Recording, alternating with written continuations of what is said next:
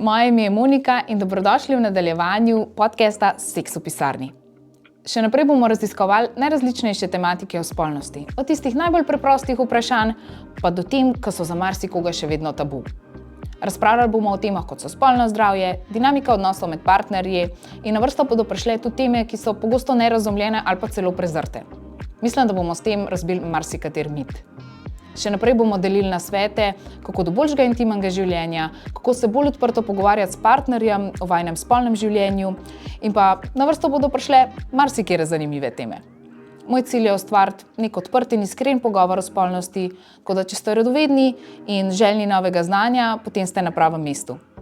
Še enkrat, dobrodošli v podcastu Seks v pisarni.